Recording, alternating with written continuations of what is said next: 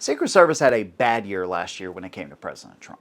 And I highlighted a lot of those incidents, and we talked about it and kind of, just explored why there was such a failure on the part of the Secret Service. Well, that continues into 2025. As a matter of fact, there was an incident that happened with President Trump on live TV in front of everybody, and the Secret Service did nothing about it.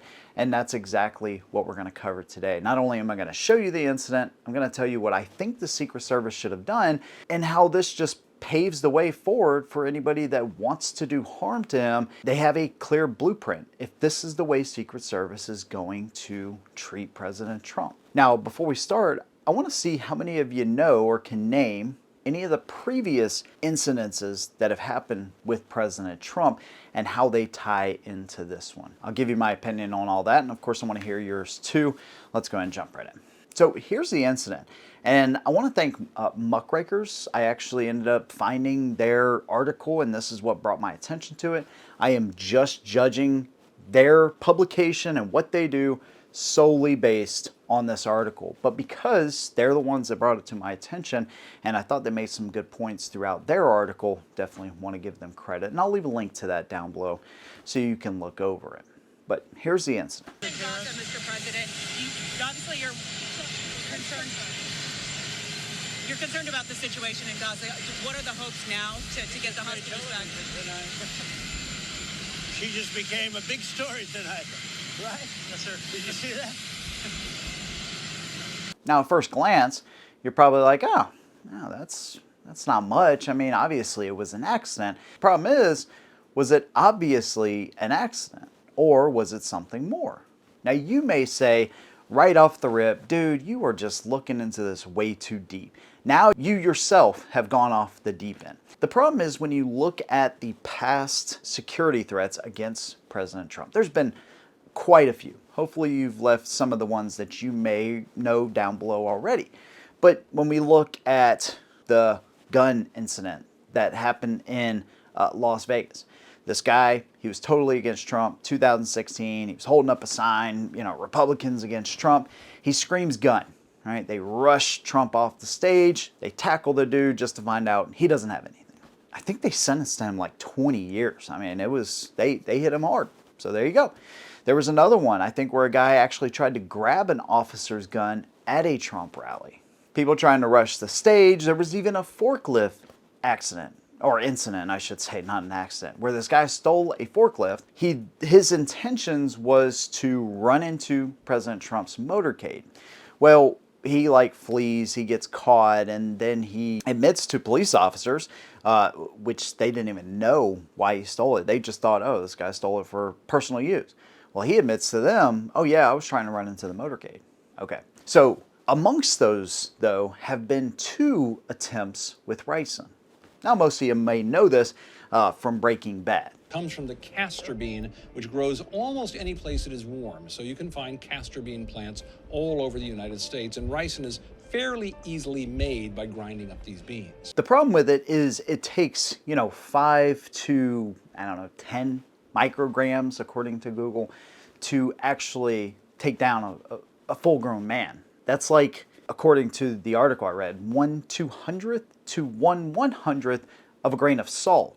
It is that potent. It actually was studied by the British and the US during World War I, and we looked at actually a potential for a ricin weapon to maybe use against the Axis powers back then. So it's been used, Al Qaeda has had ties to it, Iraq, and in various other cases, this stuff has been used, and it's dangerous because, well, for a number of different reasons, how little it takes to actually put somebody down within 3 days, by the way. But I mean, it could be ingested, you could breathe it in, it can soak up through the skin, that's like the less likely case, but still, with food or water, ingested, inhaled, whatever, and the effects are fairly quick. So when you think about the 2 ricin attempts against President Trump already, which were fortunately stopped, but still, that makes it pretty concerning that a reporter, and I'm not saying that this reporter did this intentionally, I'm not saying there was anything nefarious about this at all, But what I am saying is if they wanted to set an example, if they wanted to test the waters, if they wanted to actually hurt the president, they could have, without zero Secret Service intervention. Now let's just say it wasn't intentional, right? Somebody sees that and they're like, oh, wow, we can get a reporter pretty close to the president. We can actually touch him, and Secret Service won't do a thing about it. Interesting. Now you may say, oh, well, making this video, you just pointed it out. Well, look, if somebody is wanting to do that, I don't think it's going to take somebody like me to actually point that out and be like, oh, that's a great idea. You know, I'm just telling you my opinion. And I think the failure here of the Secret Service is just abysmal. You know, you would think that just touching President Trump, right, just getting that close. I don't even know why you need a microphone that close. I mean, you really don't. You know what I mean? Like, they all shoved microphones in his face. Microphones are pretty good now. You know what I mean? Like, you can pick up whatever you need to, and you don't have to have it right in front of his face. And they were able to do this, and like I said, Secret Service, not that we know of. This article brought up a great point. You know, did the journalists get questioned?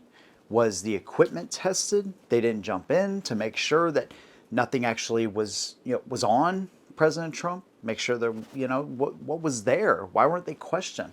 Where's the equipment? Why wasn't it tested? There's just so many questions here, and Secret Service is like, brush it off. Now, President Trump didn't think anything of it, right? I mean, this is the same guy who got shot in the ear and then stood up and said, fight, fight, fight. So, you know what I mean? Like, he's a different breed, but it is quite concerning. And so I think somebody should be looking at this, somebody close to the Secret Service, and say, hey, this is definitely unacceptable. And when you think about it, if this would have happened to any other leader in any other country, what do you think the outcome would have been? I don't think it would have been just a simple, no problem. I think it would have been more than that. And I'm not saying keep President Trump in a bubble, right? He knows the risks. Unfortunately, they're out there because of who he is and because of the environment that we're in.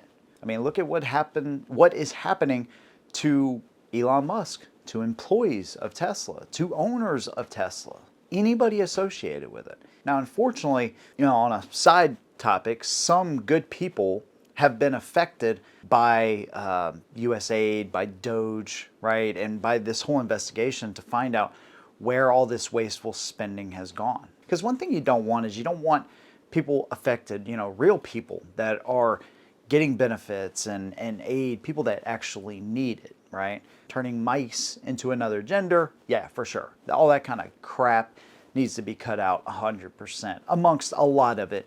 I just don't want to see, regular people and veterans and those people affected. I don't. So I hope they get reinstated very quickly. But just because he's trying to point out and trying to save us from ourselves, essentially, and all this wasteful spending, and it's not me or your fault. A lot of us didn't know what kind of money was being spent and what it was being spent on.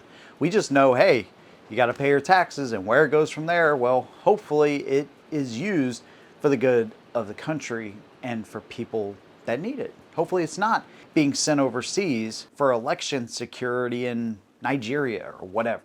Regardless, the threat level is up. The threat level with Iran, I talked about this last year, is up. And anybody that's looking for a way in, right, a very, maybe even a simple way, not so brazen like getting on top of a roof with an AR, but something simpler. Now, I don't think that's Iran's style from the video we saw last year. They made an entire video of how they wanted to take out President Trump. But they could use this as a perfect example on how to get to him. So I hope Secret Service, man, I hope somebody sees this or, just kind of reflects on it as like, dude, this is actually not a great situation. And hopefully they continue to stay vigilant because I don't see it getting better anytime soon. But I want to hear your opinion down below. Let me know what you think. Big thanks to you guys. See you in the next one. And as always, hold them down.